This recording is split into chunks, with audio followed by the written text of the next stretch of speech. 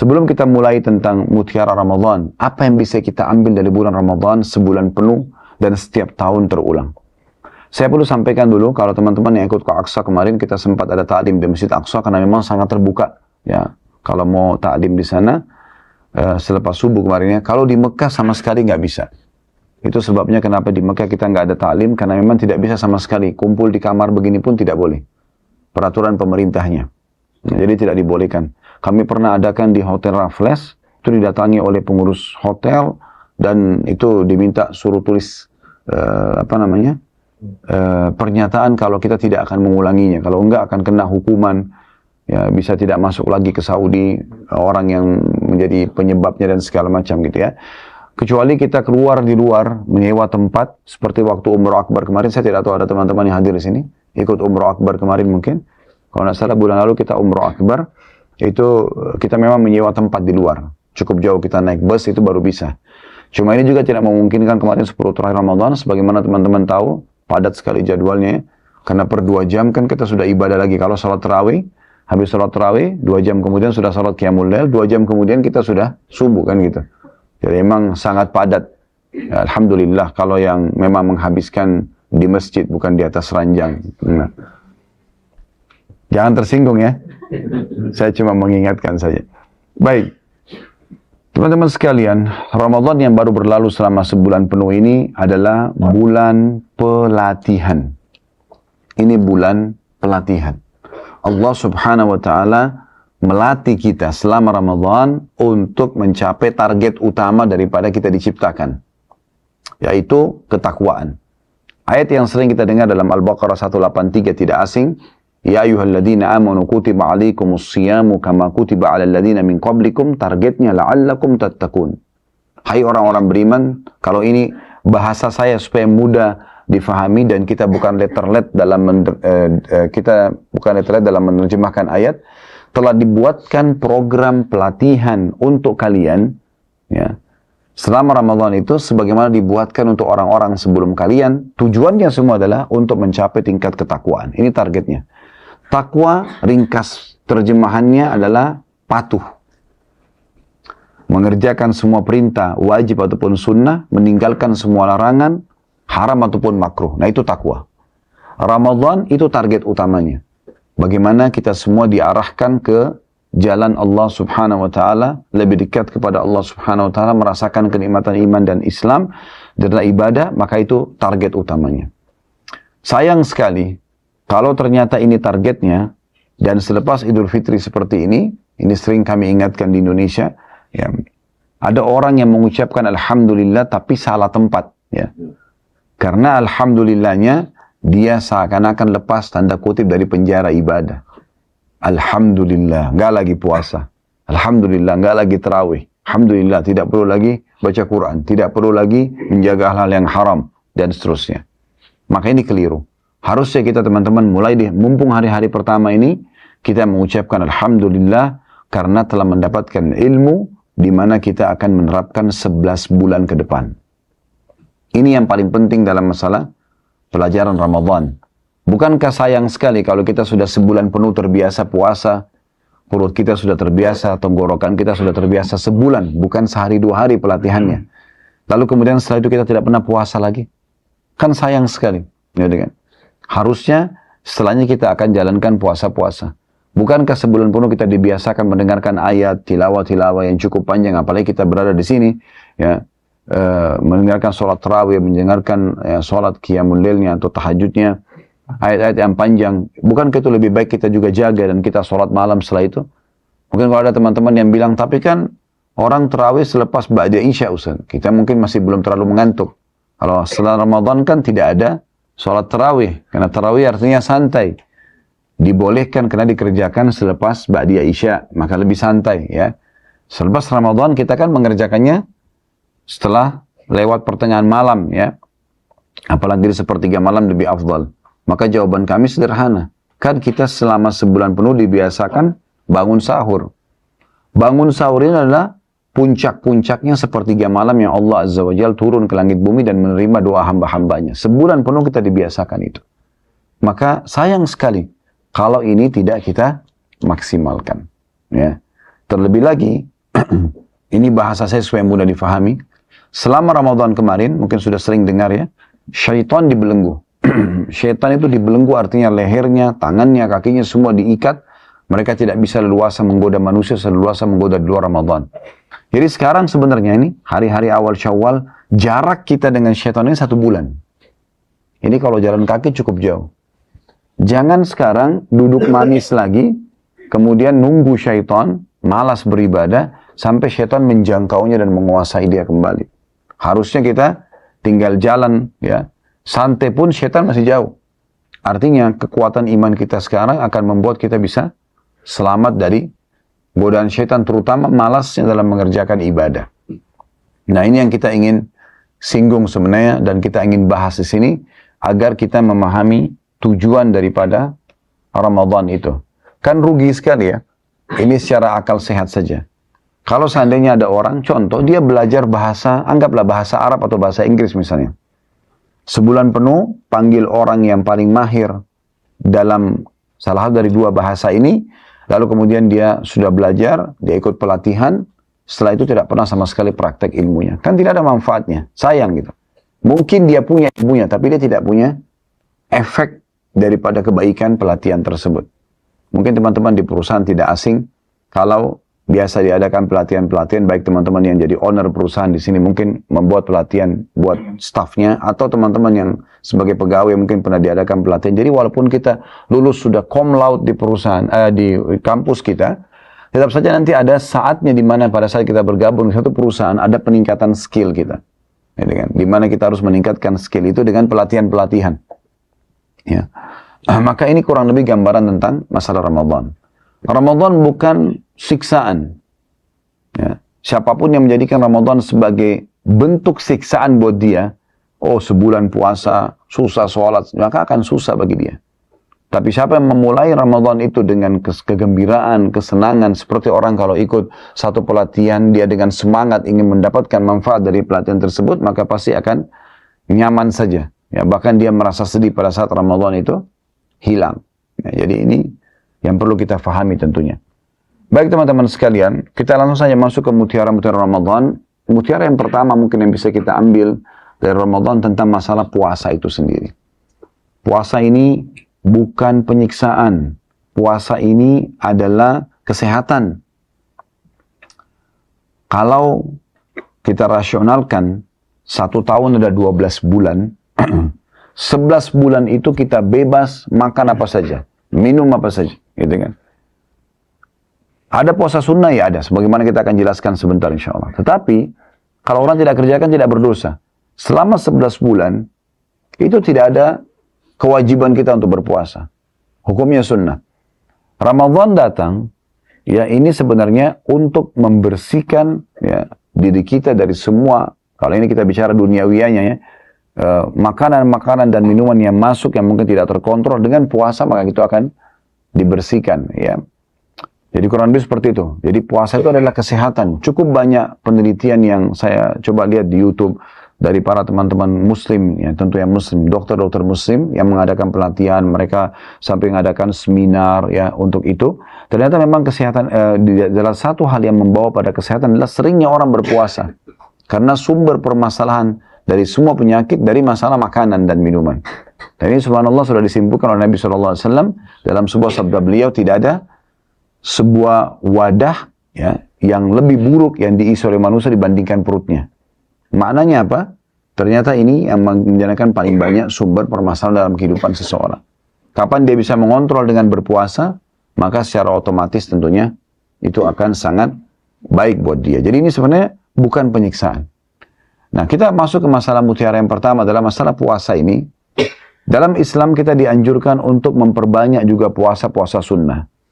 Yang paling pertama yang sudah kita tahu sama-sama adalah puasa 6 hari bulan Syawal. Ini bulan Syawal sekarang.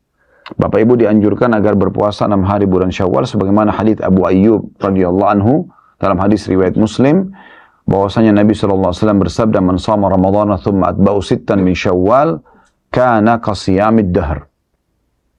Siapa yang berpuasa Ramadan sebulan penuh kemudian diikuti 6 hari, bahasa saya ini supaya mudah difahami saja. ada tambahan saja. 6 hari saja dari bulan Syawal, maka pahalanya sama dengan puasa setahun penuh. Rasionalnya, kalau seandainya ada seseorang kerja di satu perusahaan, lalu kemudian pemilik perusahaan mengatakan, siapa yang kerja Januari sebulan penuh, kemudian dia tambah 6 hari saja dari bulan Februari, maka saya akan kasih gajinya, payrollnya 12 bulan. 1 tahun dapatnya. Saya yakin semua pegawainya akan berlumba-lumba. Gitu kan? Karena hanya kerja 1 bulan, tepatnya 5 pekan lah ya. Karena dalam bulan-bulan Hijriah tidak seperti bulan Masehi ya. Tidak ada 5 pekan. Bulan Hijriah itu selalu 4 pekan. Kan gitu. Dan juga tidak ada tanggal 31. Dia maksimal tanggal 30. Berarti 1 bulan 4 pekan, tambah 1 pekan lagi berarti 5 pekan, maka akan dapat gaji 365 hari full.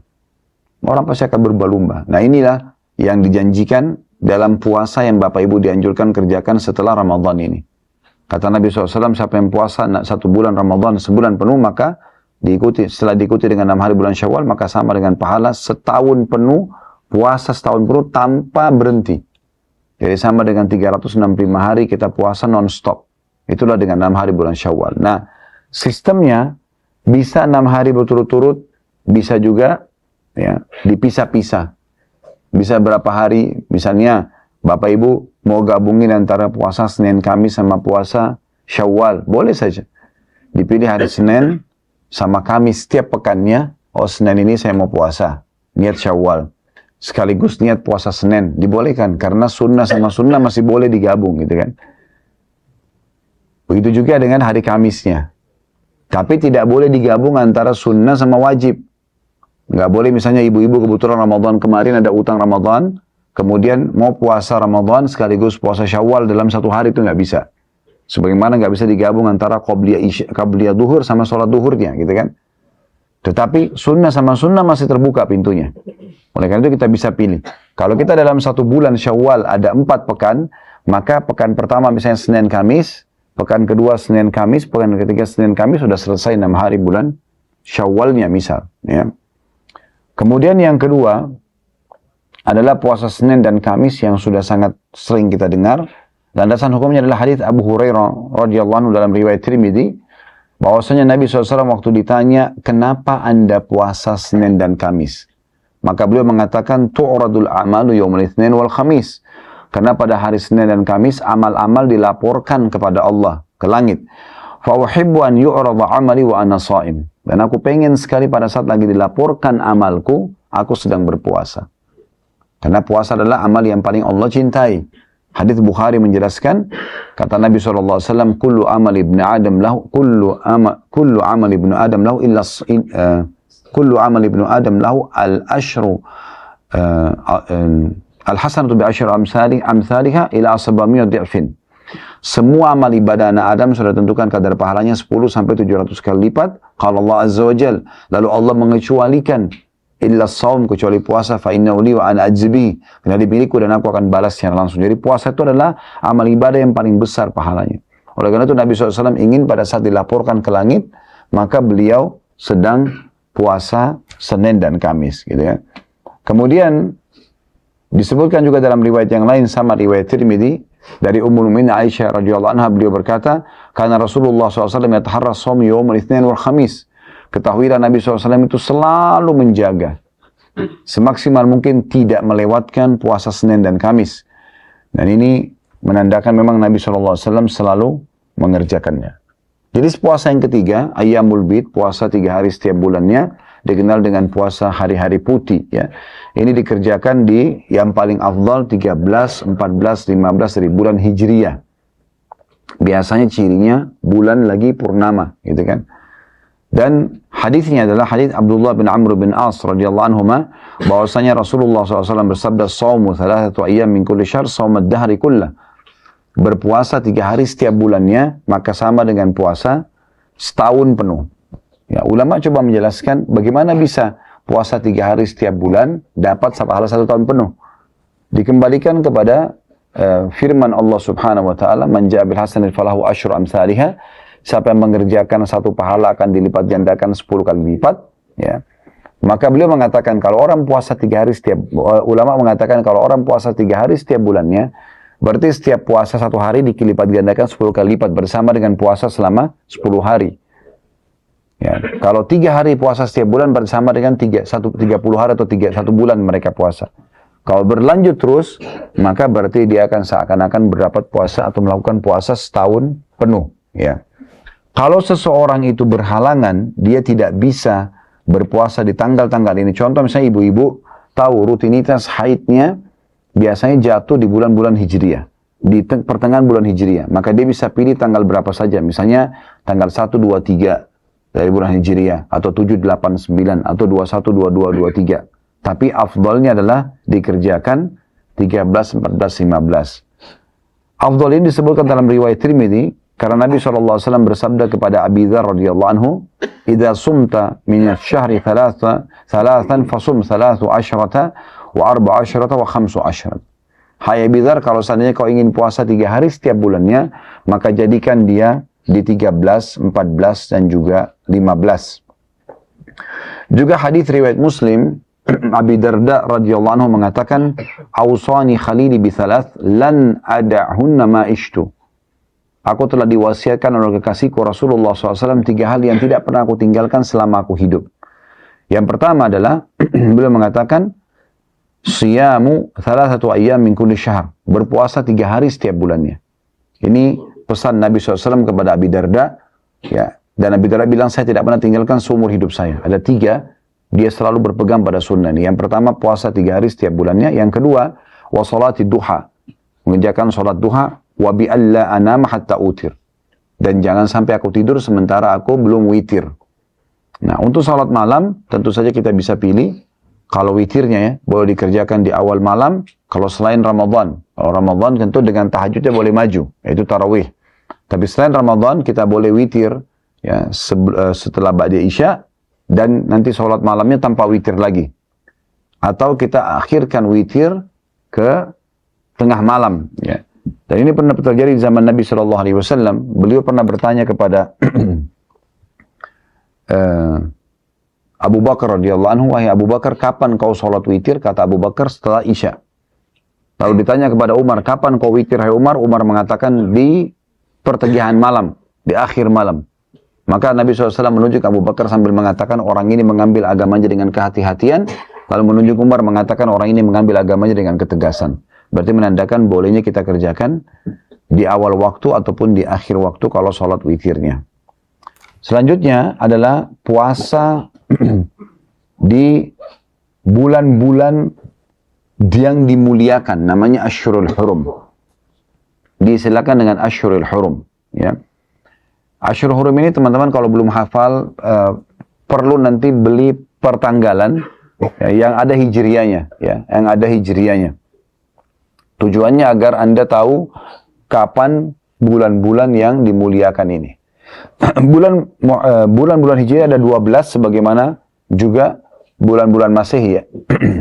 Dimulai dari Muharram bulan yang pertama, kemudian Safar bulan yang kedua, Rabiul Awal bulan yang ketiga, Rabiul Tsani bulan yang keempat, Jumadil Ula bulan yang kelima, Jumadil Tsani bulan yang keenam, Rajab bulan ketujuh, kemudian Sya'ban bulan ke-8, Ramadan bulan ke-9, Syawal yang kita sekarang bulan ke-10, kemudian bulan depan Dzulqa'dah ke-11 dan Dzulhijjah bulan ke-12. Nah, 12 bulan ini perlu Bapak Ibu ketahui dan perlu kita punya kalendernya ya. Kami di kantor sudah menyiapkan kalender seperti yang Bapak Ibu lihat di depan ini. Ini memang sudah ada dengan hijriahnya. Dan kalau waktu-waktu puasa hari Senin atau Kamis kami bedakan tanggal warnanya, begitu juga Ayyamul Bid diingatkan.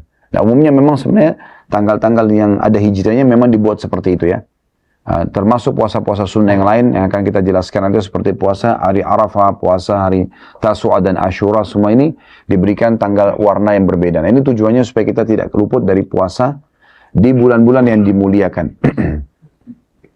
Ada bulan teman-teman sekalian yang menyaingi Ramadan. Ada bulan yang menyaingi Ramadan. Ya, maksudnya bukan dia kita katakan lebih baik dari Ramadan, tapi dia bersaing dengan Ramadan. Dan ini banyak umat Islam tidak tahu. Dari 12 bulan ini, selain Ramadan, ada 4 bulan yang Allah muliakan. Yaitu bulan Rajab. Bulan Rajab ini adalah 2 bulan sebelum Ramadan. Kan Ramadan kalau mundur 1 bulan berarti Syaban, mundur lagi 1 bulan berarti bulan Rajab. Ini bulan ke-7 dari bulan Hijriah. Kemudian ada 3 bulan berturut-turut, yaitu bulan Zulqa'dah. Kita sekarang ada Syawal, bulan depan nih. Zulqa'dah, Zulhijjah, dan bulan Muharram. Ini 3 berturut-turut. Jadi bulan ke-11, bulan ke-12, dan bulan 1 atau bulan pertama nanti. Nah ini semua adalah bulan-bulan yang dimuliakan oleh Allah subhanahu wa ta'ala. Allah sebutkan dalam surah At-Taubah tentang masalah itu, ayat 36. Saya bacakan dulu ayatnya. Ya. Inna iddata syuhuri indallahi 12 syahran fi kitabillah yawma khalaqas samawati wal arda minha arba'atun hurum dzalika ad-dinul qayyim fala tadhlimu fihinna anfusakum. Al-ayah. Artinya, sesungguhnya jumlah bulan-bulan di sisi Allah ada 12 bulan yang tercatat dalam kitab Allah semenjak diciptakannya, maksudnya di Lauhil Mahfuz ya. Dan itu ditentukan dari pertama penciptaan langit dan bumi. Di antaranya ada 4 bulan yang dimuliakan. Itulah ajaran agama yang benar atau lurus, dan jangan kalian menzalimi diri kalian terutama secara khusus di 4 bulan ini. Maksudnya orang kalau berbuat pahala di 4 bulan ini akan dilipat gandakan pahalanya. Orang kalau buat dosa akan dilipat gandakan hukumannya. Imam Qurtubi rahimahullah dalam tafsir beliau menjelaskan makna daripada ini. Tafsir, namanya tafsir Al-Jami' li Ahkamil Quran jilid 8. Tafsir surah At-Taubah ayat 36. Beliau mengatakan Allah tidak memuliakan ke-4 bulan tersebut. Rajab, Zulqa'dah, Zulhijjah, dan bulan Muharram. Berarti Ramadan tidak masuk di sini ya. Ramadan punya keutamaan sendiri. Berarti ada selain Ramadan ada 4 bulan lagi Bapak Ibu bisa melipat gandakan pahala. Ya. Allah tidak memuliakan ke-4 bulan tersebut kecuali Allah SWT akan melipat gandakan pahala pada ke-4 bulan tersebut bagi pelaku kebajikan, dan juga akan melipat gandakan ganjaran bagi pelaku dosa. Nah, yang perlu kita titik beratkan dari bulan-bulan ini, ada 2 bulan yang harus kita fokus. Ya, karena di situ ada perintah ibadah puasanya.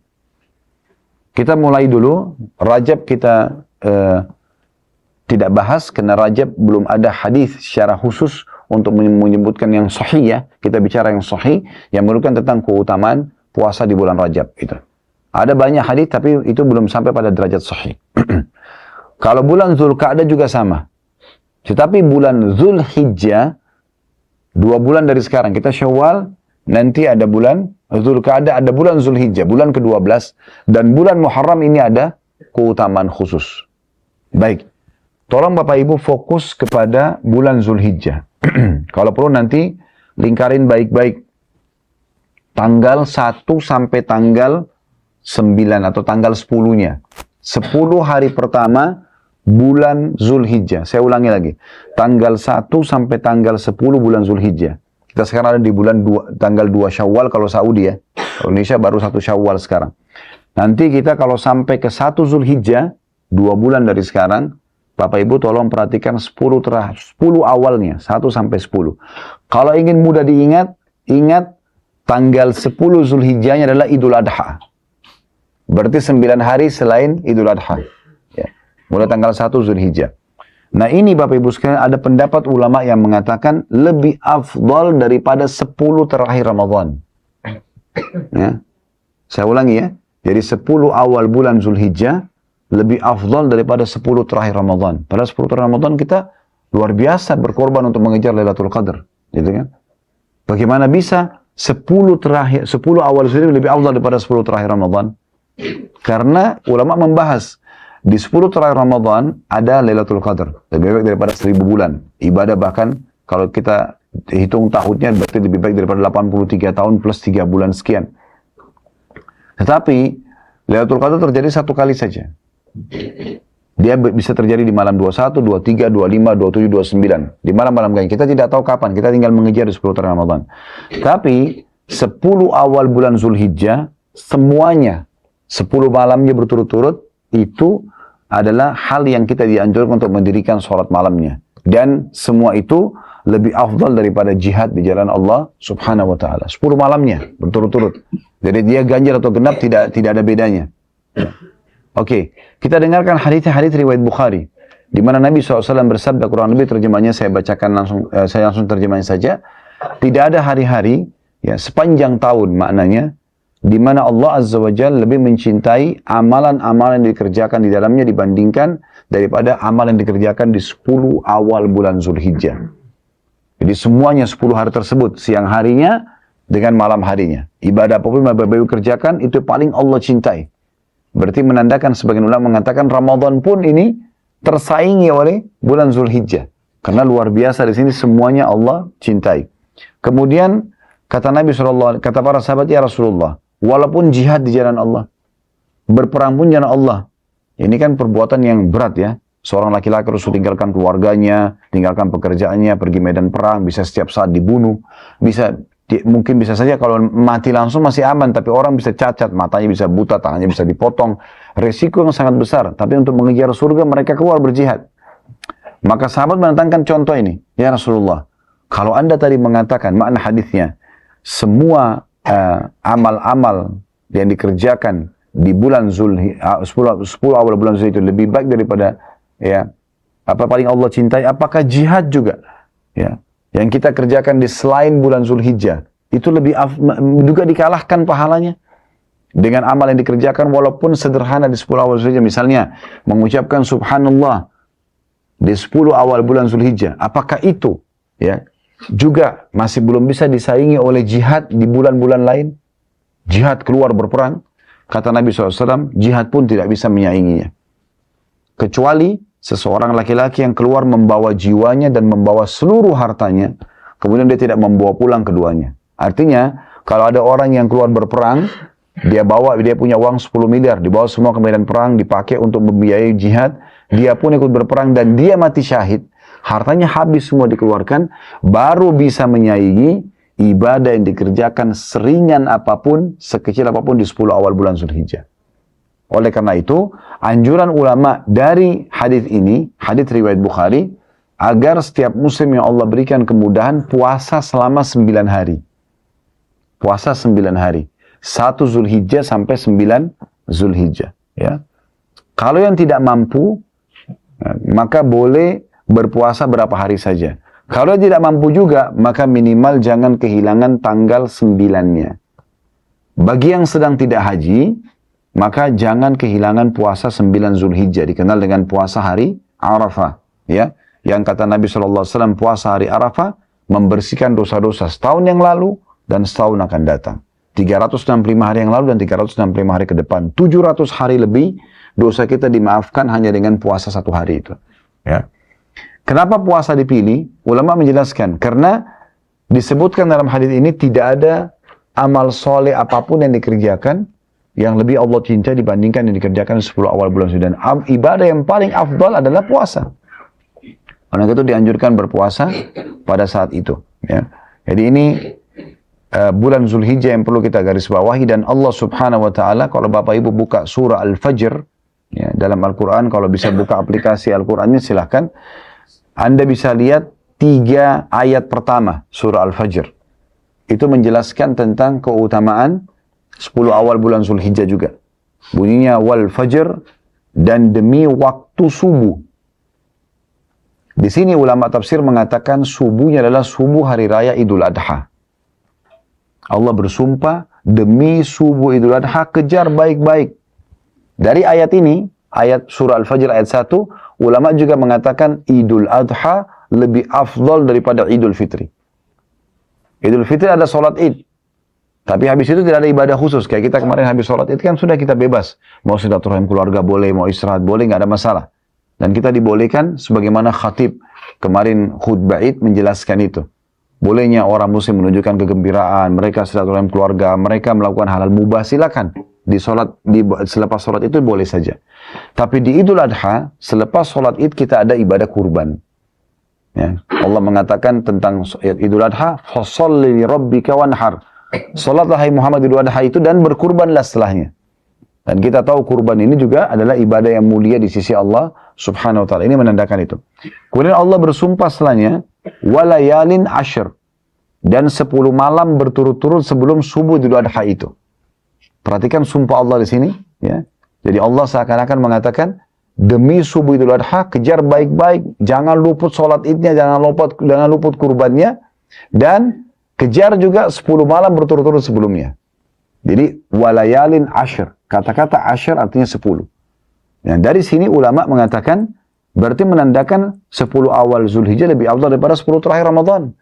Nah 10 terakhir Ramadan kita disuruh kejar Lailatul Qadar 1 malam saja. Ini disuruh kejar 10 malamnya semuanya. Nggak ada pengecualian. Dan semua sholat yang kita kerjakan lebih baik daripada jihad di jalan Allah SWT. Ini menandakan pahala yang luar biasa yang jangan luput gitu. Kemudian ayat ketiganya wasyafi' wal watar, dan hari asy-syafi' atau hari tarwiyah tanggal 8 Zulhijjah. Kemarin Siti Tur Mekah saya sempat jelaskan itu ya. Kalau haji itu 6 hari, tanggal 8 sampai tanggal 13. Tanggal 8 hukumnya sunnah, tanggal 13 hukumnya sunnah. 8 namanya hari tarwiyah, hari tanggal 13 hari terakhir hari tasyrik.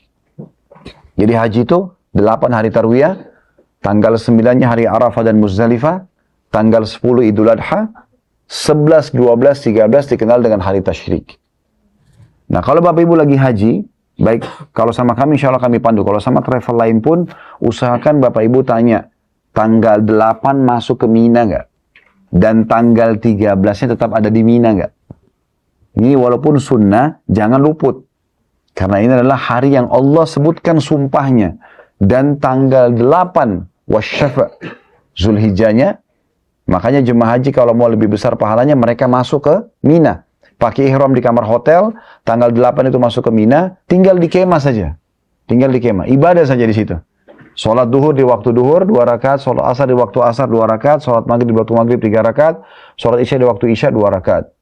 Terus kita memperbanyak takbir, tahlil ya, bertakbir kepada Allah, bermuji kepada Allah, mengucapkan la ilaha illallah, kemudian mengucapkan tahmid, alhamdulillah, kita perbanyak ibadah kepada Allah SWT. Ini kita kerjakan. Nah ini di hari tarwiyahnya, dan tarwiyah yang pernah saya dapatkan maknanya adalah air yang disiramkan ke padang pasir yang kering. Karena biasanya musim haji itu biasanya panas ya. Nah kemudian nginap di Mina tanggal 9 Zulhijjah. Selepas waktu duha atau menjelang duhur kita menuju ke Arafah. Yang kemarin kita sempat datangi Arafah. Ya, itu tinggal di Arafah sampai terbenam matahari. Tidak boleh keluar sebelum terbenam matahari. Dan ini adalah hari di mana Allah Subhanahu Wa Taala menyelamatkan paling banyak, kata Nabi SAW, Allah hapuskan hamba dari api neraka. Salah satu keutamaan bulan Ramadan adalah ya, pembebasan dari api neraka. Kalau Bapak Ibu ingat dengar doanya para imam di kunut selalu itu ya. Allahumma atik riqabana wa riqaba abaina wa ummahatina. Ya Allah bebaskanlah kami, bebaskanlah ibu dan ayah kami. Ya azwajina, para pasangan kami, zurriyatina, keturunan kami dari api neraka. Ya minan nar. Itu karena memang ada pembebasan dari api neraka. Tapi Nabi SAW mengatakan ya, tidak ada hari yang paling banyak Allah bebaskan hamba dari api neraka dibandingkan hari Arafah. Satu hari itu. Oleh karena itu kita dianjurkan jemaah haji masuk ke Arafah, dan kata Nabi SAW, Al-Hajju Arafah. Haji adalah Arafah. Kalau di Saudi ini ada orang masuk haji, Bapak Ibu sekalian sakit, ya, dirawat di rumah sakit misalnya, semoga Allah selamatkan kita tentunya, tapi ada orang sakit, selama belum meninggal, oleh pemerintah Saudi, didatangkan ke Arafah walaupun pakai ambulan. Walaupun dalam kondisi diinfus, supaya dia hadir di Arafah. Karena dengan hadir di Arafah berarti haji itu hadir haji. Gitu. Ya, karena pentingnya hari itu ya. Nah bagi yang sedang tidak haji dianjurkan puasa 1 hari itu, ya, hari Arafah itu. Kemudian Al-Witir adalah hari Arafahnya tanggal 9-nya. Kita tinggal sampai terbenam matahari, kemudian malamnya tanggal 9 kita menuju ke Muzdalifah, lokasi kemarin yang kami tunjukkan juga, ya. Setelah itu nginap sampai subuh kalau bisa, kalau tidak bisa boleh melewati sepertiga atau pertengahan malam. Kemudian setelah itu, hari tanggal 10 Zulhijjah dikenal dengan hari Adha atau hari An-Nahar, hari berkurban. Itulah hari Idul Adha. Jemaah haji menuju ke Mina, jumroh, melontar yang kemarin kita lewatin. Tempat melontar 7 butir batu, namanya Jumrah Aqabah. Ya. Kita melontar, kemudian buka baju, boleh tahallul, buka baju biasa, kemudian tinggal di Mina, tinggal di kemah. Atau kalau mau lebih sempurna, kita mengerjakan 3 perbuatan sekaligus, terutama bagi suami istri. Ya.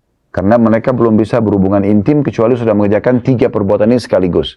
Yaitu Jumrah Aqabah di hari itu, kemudian tawaf ifadah, tawaf wajibnya haji, tawaf dan sa'i, kemudian tahallul, dan berkurban.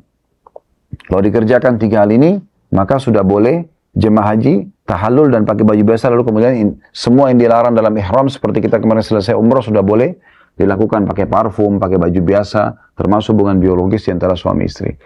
Nah, setelah hari Idul Adha itu, kita tinggal di Mina dengan baju biasa.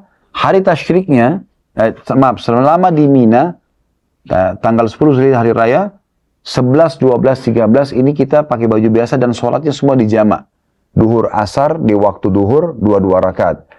Maghrib isya di waktu maghrib 3 rakaat, isya 2 rakaat. Sampai hari tasyrik yang terakhir tanggal 13. Nah, kalau ada jemaah haji mau keluar sebelum tanggal 13, tanggal 12 mereka mau keluar dari Mina, boleh. Biasa Indonesia bilang nafar awal. Tapi ini rugi. Ya, karena umumnya orang jemaah haji itu dikeluarkan menuju ke apartemennya atau ke hotel ya. Jadi mereka tidak ada aktivitas umumnya di situ. Padahal sebenarnya Allah menganjurkan dalam Al-Quran, liman ittaqa, bagi orang yang lebih bertakwa, mereka tinggal sampai tanggal 13-nya. Ya.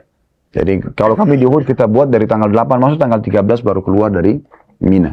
Baik, kita kembali ke bahasan kita tadi. Nah, hari-hari ini adalah hari-hari mulai terutama 10 awal Zulhijjah dan dianjurkan untuk memperbanyak ibadah di saat itu. Ya, sedekah, ya baca Quran, ya sholat malam, dan segala macam ibadah yang kita kerjakan. Dan puncaknya adalah ibadah haji.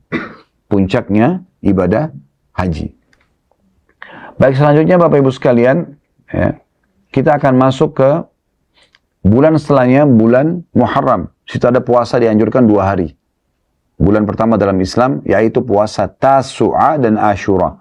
Tasu'a diambil dari kata-kata Tis'a yang berarti 9, dan Ashura dari kata-kata Asyara yang berarti 10. Dianjurkan puasa.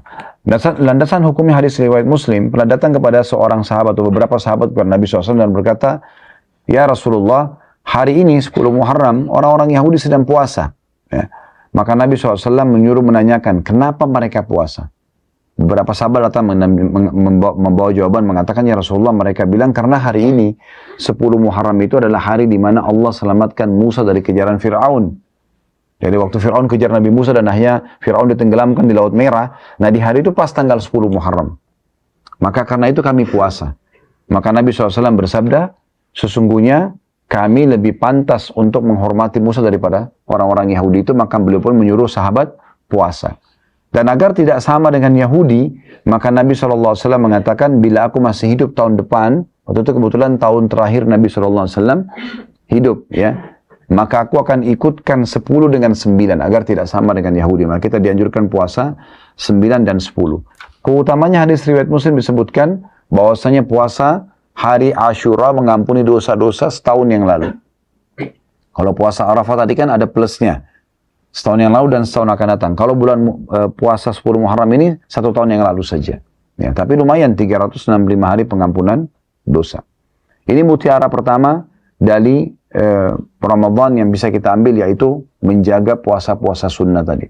Mutiara yang kedua adalah tahajud itu sendiri atau sholat malam. Nabi SAW ya, disebutkan dalam sebuah riwayat sikap beliau, apa yang beliau selalu lakukan oleh Aisyah radhiyallahu anha. Aisyah mengatakan, jagalah sholat malam karena Rasulullah SAW tidak pernah meninggalkan sholat malam itu, dan kalau beliau betul-betul dalam kondisi letih atau lagi ada rasa malas, maka beliau tetap kerjakan walaupun dalam kondisi duduk.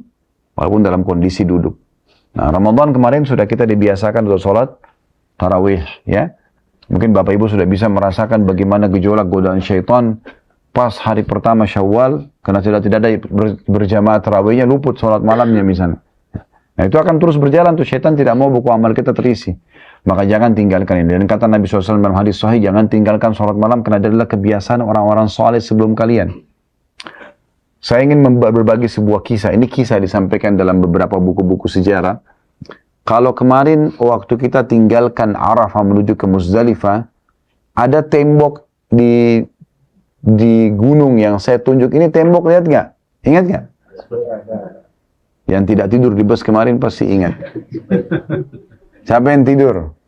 Jangan dikasih snack habis ini. Iya, temboknya Zubaidah rahimahullah. Zubaidah nama lainnya Amatullah, beliau seorang ratu Islam, nama suaminya Harun al-Rashid. Ini khalifah raja pada saat itu yang sangat alim dan orangnya baik. Ya, di masa Harun al-Rashid inilah hidup ulama-ulama besar seperti Imam Malik, ya Imam Syafi'i, Imam Ahmad, ini di masanya dia ini, masa-masa emasnya beliau, gitu kan. Nah, Zubaidah ini karena orangnya cantik dan orangnya salihah diberikan julukan Zubaidah. Nama dia Amatullah. Dia suka sekali bersedekah dengan segala macam harta yang dia miliki, membiayai orang jihad, membiayai orang haji. Ada satu titik kemarin kita tidak bisa datangin. Kalau kita menuju ke lokasi Taif, kota Taif, ya. Itu di situ ada banyak, setiap kalau tidak salah per 1 kilometer itu ada sumur. Banyak sekali, dan itu terarah dari Irak sampai menuju ke kota Mekah. Itu semua sumur, sampai hari ini masih bisa dipakai, itu yang gali Zubaidah. Ya. Intinya, banyak sekali cerita yang tersebar di masa hidupnya dia, ini Zubaidah kalau meninggal akan masuk surga. Ya, seperti itu. Tapi ada satu, saya pernah temukan di salah satu buku menjelaskan, tentang kisah ponakan dia waktu Zubaidah meninggal, itu mimpi Zubaidah datang dalam mimpinya. Tapi dalam mimpi kan tidak bisa diatur ya.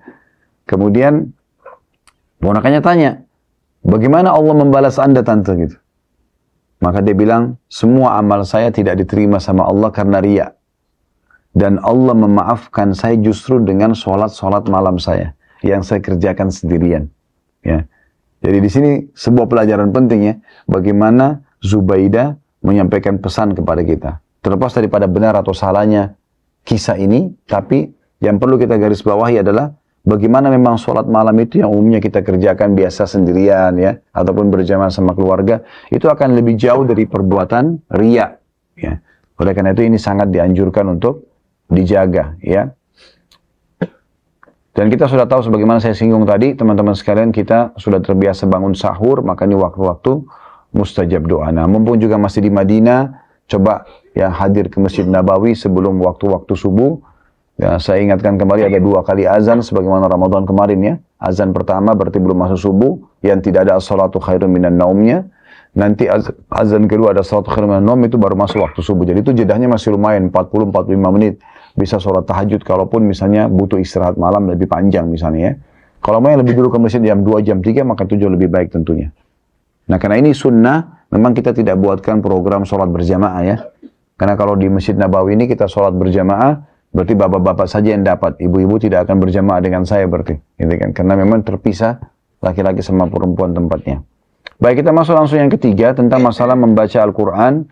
Jadi selama Ramadan, Bapak Ibu mungkin pun yang belum tahu baca Al-Quran, tapi dibiasakan mendengarkan Al-Quran kan dari bacaan-bacaan imam yang sudah kita dengar sama-sama. Ini agar kita terbiasa membaca Al-Quran. Al-Quran ini teman-teman bukan sebuah buku bestseller, seorang profesor, seorang penulis buku atau novel yang terkenal. Ini adalah kalamullah, perkataan Allah.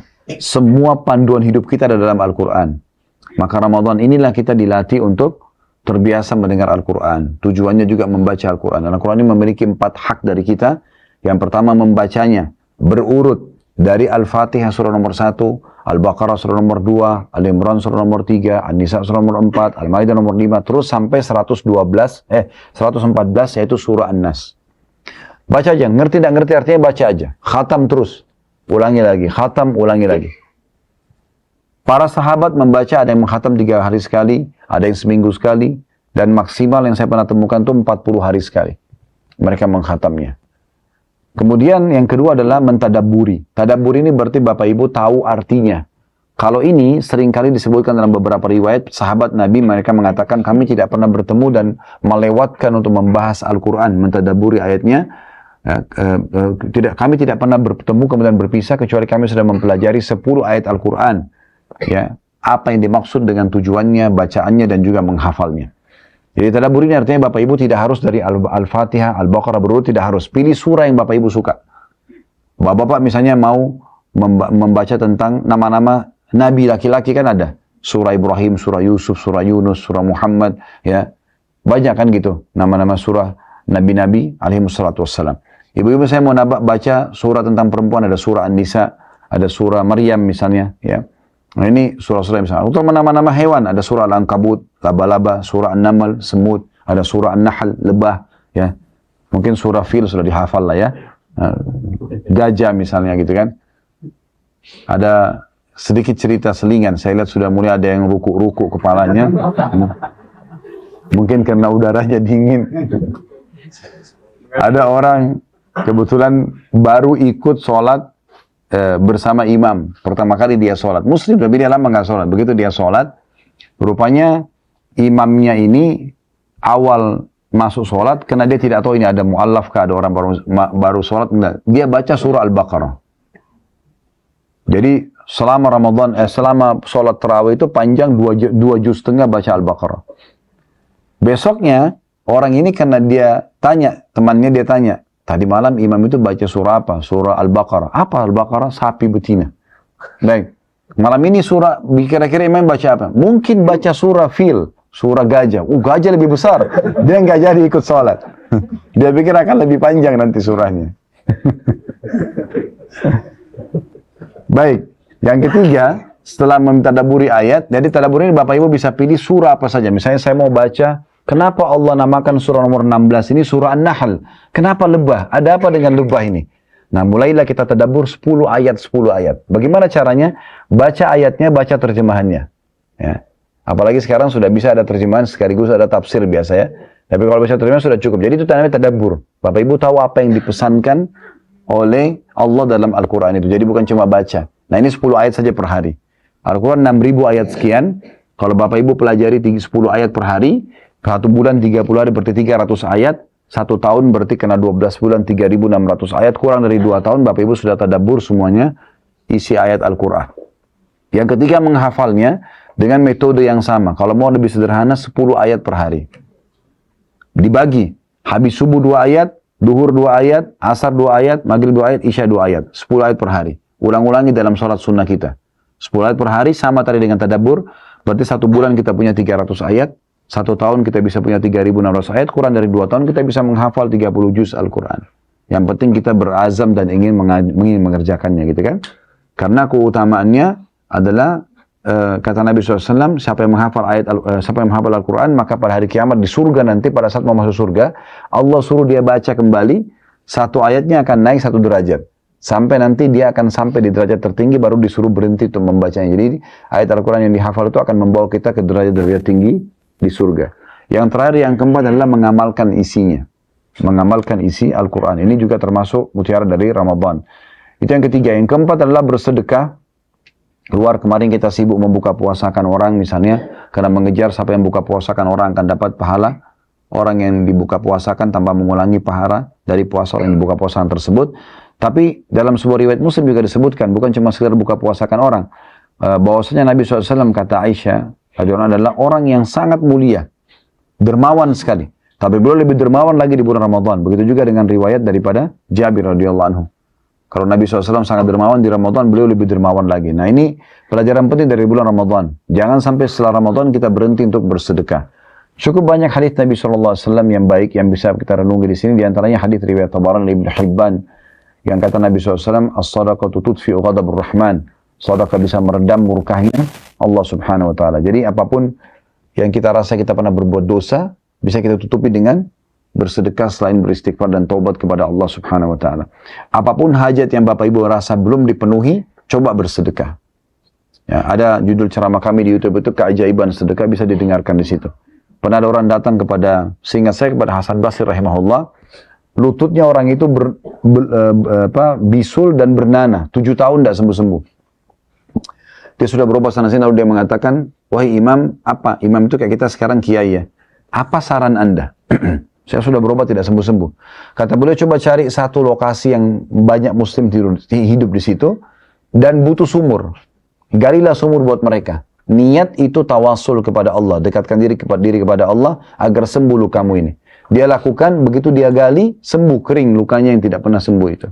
Abdullah bin Abbas radhiyallahu anhu mengatakan, kalau ada hajat-hajat yang saya panjatkan pada Allah belum dikabulkan, maka saya sengaja keluar bersedekah agar Allah kabulkan ya hajat saya tersebut. Jadi ini luar biasa.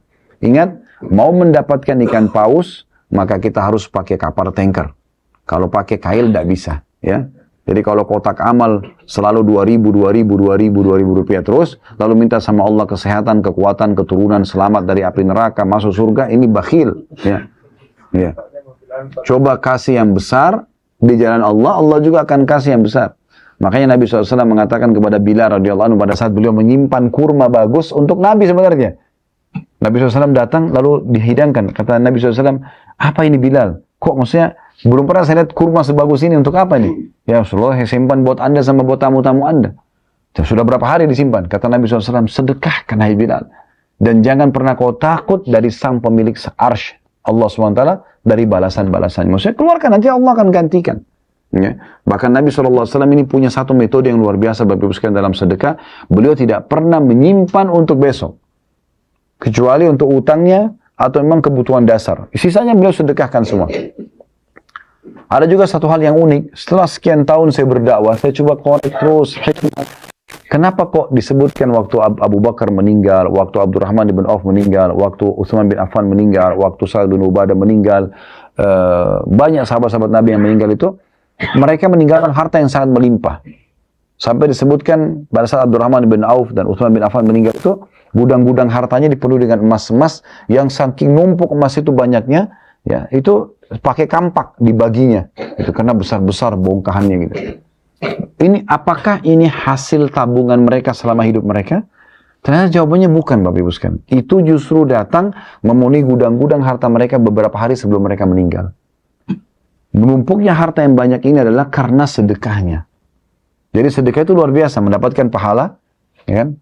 Memenuhi kebutuhan kita di saat itu, memenuhi kebutuhan orang lain, dan juga pada saat kita meninggal Allah akan cukupkan ahli waris kita. Jadi bukan dengan menabung. Ini yang sering dibahas oleh para ulama, dan hadisnya adalah hadis riwayat Tirmidzi dan Imam Ahmad. Kata Nabi SAW, tidak akan berkurang harta seseorang karena sedekah. Kalau secara akal kita bukan pakai iman, maka kita akan mengatakan, oh kalau saya keluarkan 1 juta akan kurang 1 juta. Enggak. Secara hitungan agama tidak seperti itu. Pasti akan diganti oleh Allah Subhanahu Wa Taala. Lalu lanjutan hadis kata Nabi SAW, dan tidak ada seorang pun yang terzalimi, lalu dia sabar, kecuali Allah akan tambah memuliakannya. Dan tidak ada seorang hamba pun yang membuka pintu mengemis, minta-minta, kecuali Allah akan membukakan baginya pintu kemiskinan. Nah, jadi ini termasuk pelajaran yang bisa kita garis bawah ya. Dan perlu Bapak Ibu garis bawah juga tentang bedanya zakat sama sedekah ya. Kalau zakat yang Bapak Ibu keluarkan setahun sekali, karena syaratnya haul, 1 tahun harta kita terus simpan, dan nisab kadar minimal 85 gram emas, ini Bapak Ibu sekalian syarat zakat. Artinya dalam 1 tahun 12 bulan harus selalu harta Bapak Ibu yang disimpan dan diinvestasikan itu, dia berada di level ya minimal 85 gram emas. Kalau 1 tahun itu 12 bulan sama semua, di akhirnya kita akan keluarkan 2,5%. Tapi kalau berjalan misalnya 6 bulan, kadar harta kita 85 gram emas. Ternyata bulan ke-7 turun. Jadi sisa 70 gram emas aja. Maka batal haul yang pertama. Kita kapan hitung haul lagi? Kapan dia mencapai nisab 85 gram emas total harta kita, baru mulai hitung lagi 12 bulan ke depan. Jadi memang zakat itu sangat ringan sebenarnya gitu kan. Tapi yang ingin saya sampaikan, zakat itu fungsinya pensucian harta. Artinya, kalau dalam 1 tahun ada pendapatan Bapak Ibu yang tidak jelas atau syubhat, maka bisa dibersihkan dengan zakat. Kayak kami misalnya Allah amanakan restoran di Jakarta.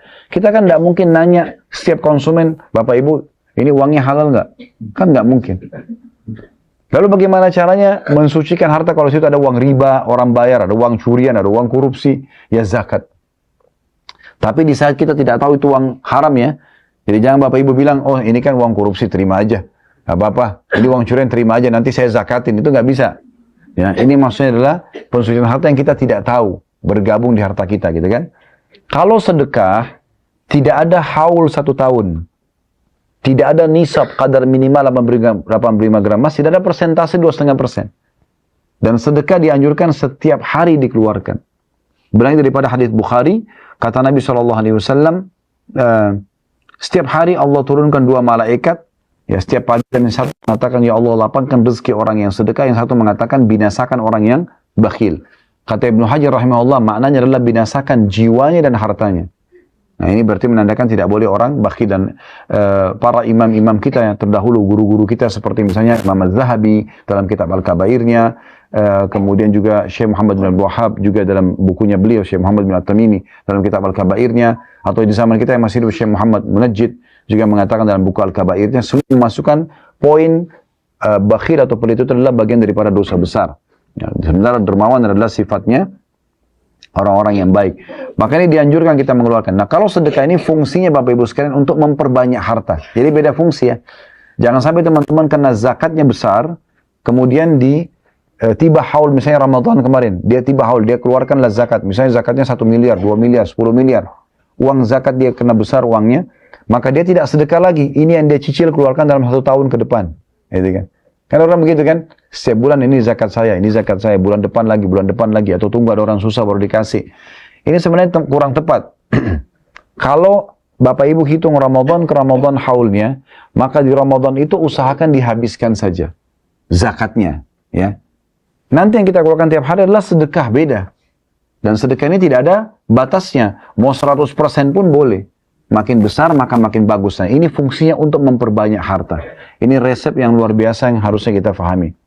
Mutiara yang kelima, mungkin yang terakhir ya, kita tutup. Karena keadaannya saya lihat sepertinya sudah mulai lama tidak pengajian, begitu kena pengajian hampir 1,5 jam, ngantuk.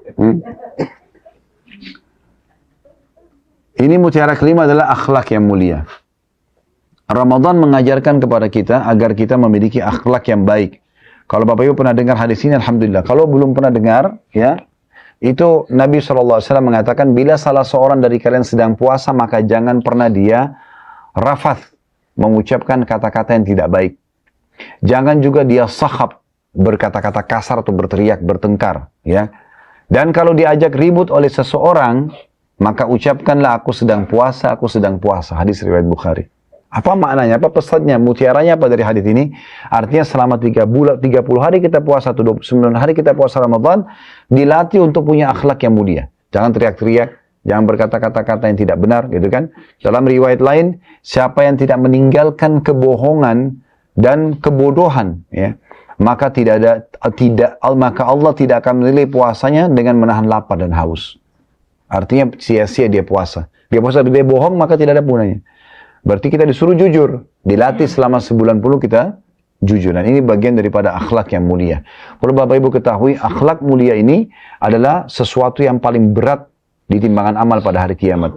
Kata Nabi SAW, tidak ada sesuatu yang lebih berat di sisi Allah Subhanahu Wa Taala di hari kiamat dibandingkan dengan akhlak yang mulia. Artinya kumpulan daripada kejujuran, amanah, tanggung jawab, bakti sama orang tua, apalah, ya, senyum, dermawan, semua ini adalah akhlak yang mulia. Ini adalah yang paling berat timbangan di hari kiamat. Kita kalau dermawan, kita mendapatkan 2 hal. Suka berbagi sama orang misalnya. Dapat pahala sedekahnya, dapat pahala akhlak mulianya. Kita kalau jujur, kita dapat kebaikan, hubungan baik sama orang. Ya, karena kita jujur, orang semua suka dengan orang jujur. Dan juga kita akan mendapatkan pahala akhlak yang mulia. Jadi begitu terus. Nah, Ramadan melatih kita untuk itu. Melatih kita untuk lebih sabar, melatih kita lebih untuk menjaga akhlak-akhlak yang mulia ini. Kurang lebih seperti itu. Dan masih ada tentu mutiara-mutiara Ramadan yang lain yang belum dibahas. Ya, seperti misalnya pelaksanaan ibadah umrah kita di Ramadan ini, gitu kan. Bagaimana pengontrolan emosi dan segala macam. Itu mungkin di kesempatan yang lain insya Allah. Tapi ini kurang lebih mutiara Ramadan yang bisa kita bahas pada kesempatan ini.